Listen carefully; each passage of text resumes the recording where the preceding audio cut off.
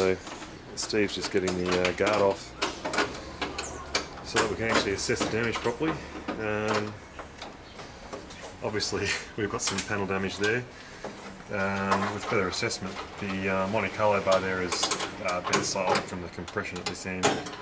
The motor's moved up, probably just because the shunt here has moved the engine mount there.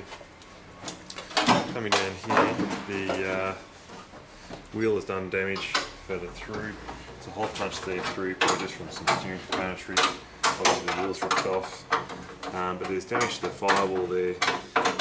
Hasn't damaged like some really important structural stuff, or I shouldn't say that, it doesn't appear to it, but it's mangled some firewall.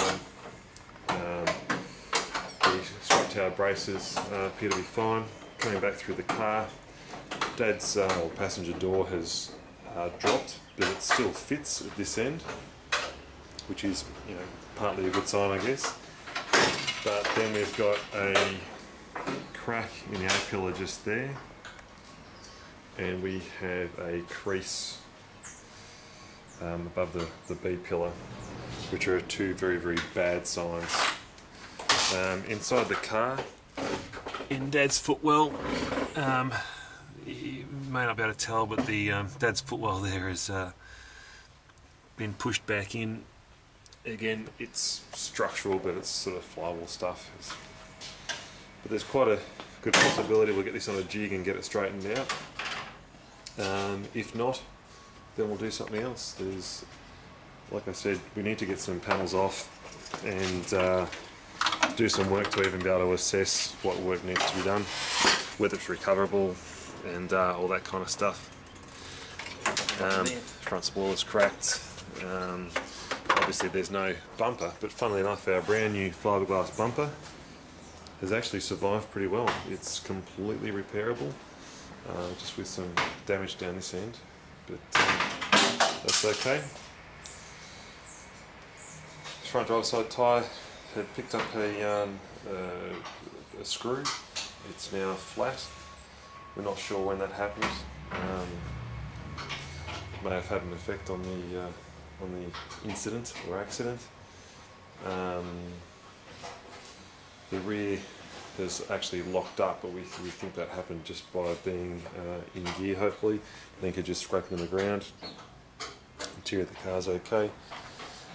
And I guess the last bit of information, which I'm actually quite pleased with, was the bash plate. Oh, it's completely screwed now, but the bash plate, the car ground on the road about 50 metres just resting on the bash plate, which has screwed it, but it's done its job. It's protected the motor. There's no oil leaks whatsoever. The only fluid coming out of it was radiator or water coming from the radiator. So, you know, we do have a few bits of silver lining to this big black cloud.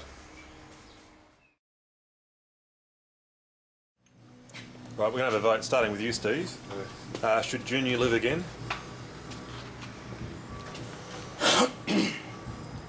As in this chassis and everything?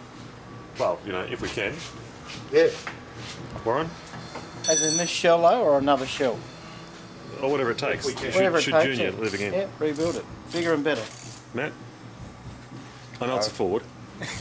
We can't make Junior live again in a Lancer body, sorry. That's alright. Okay, so on the fence for Matt. Dad? Definitely. What about you, Graham? What's that? Should Junior live again? Yeah, I reckon it will. Give you a pair of side cut as well? I reckon it will.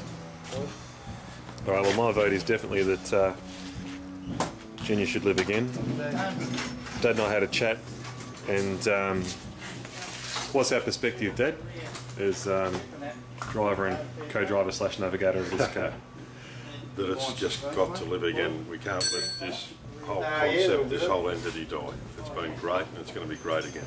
Yeah, I can say.